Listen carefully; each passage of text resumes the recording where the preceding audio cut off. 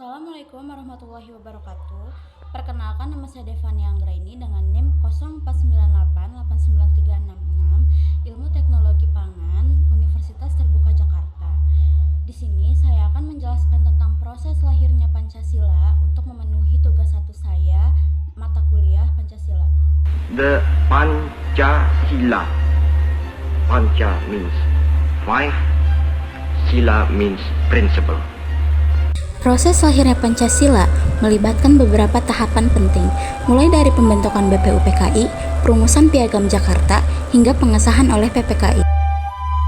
BPUPKI atau Badan Penyelidik Usaha-Usaha Persiapan Kemerdekaan Indonesia atau disebut Dokuritsujen Kosakai dibentuk oleh pemerintahan penduduk Jepang pada 29 April tahun 1945 sebagai upaya menarik dukungan rakyat Indonesia. Badan ini bertugas mempersiapkan kemerdekaan Indonesia.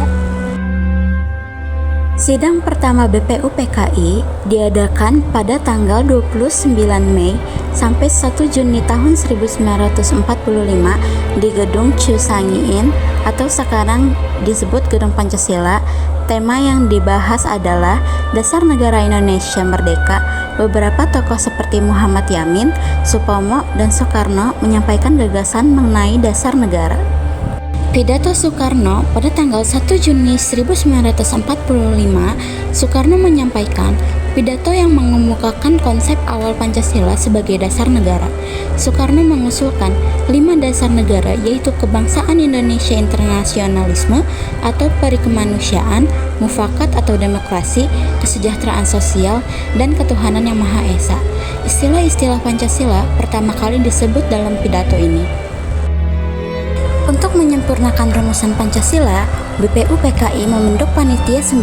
Panitia ini beranggotakan Soekarno, Muhammad Hatta, Mr. A.A. Maramis, Abi Kusno Cokrosujoso, Abdul Qahar Muzakir, Agus Salim, Ahmad Subarjo, Wahid Hashim, dan Muhammad Yamin. Sidang Panitia 9 pada tanggal 22 Juni tahun 1945, Panitia 9 menghasilkan kesepakatan yang tertuang dalam alinea keempat rancangan preambule. Kesepakatan ini kemudian dikenal sebagai Piagam Jakarta. Piagam Jakarta memuat rumusan Pancasila dengan sila pertama berbunyi, ketuhanan dengan kewajiban menjalankan syariat Islam bagi pemeluk-pemeluknya. Sila-sila lainnya adalah kemanusiaan yang adil dan beradab, persatuan Indonesia, kerakyatan yang dipimpin oleh hikmat kebijaksanaan dalam permusyawaratan perwakilan, dan keadilan sosial bagi seluruh rakyat Indonesia. Setelah BPUPKI dibubarkan, Jepang membentuk PPKI atau Panitia Persiapan Kemerdekaan Indonesia atau yang disebut Dokuritsujen pada tanggal 7 Agustus tahun 1945. PPKI bertugas mempersiapkan kemerdekaan Indonesia, termasuk mengesahkan dasar negara dan Undang-Undang Dasar 1945. Selanjutnya, pada tanggal 18 Agustus 1945, sehari setelah proklamasi kemerdekaan Indonesia, PPKI mengadakan sidang untuk mengesahkan Undang-Undang Dasar 1945 dan Dasar Negara. Sebelum pengesahan, terjadi perubahan pada sila pertama Piagam Jakarta.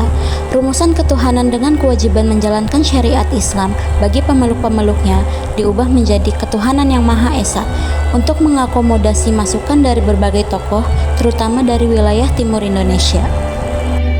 Pancasila yang telah diubah rumusannya disahkan dan dicantumkan dalam pembukaan Undang-Undang Dasar tahun 1945 sebagai dasar negara Indonesia merdeka.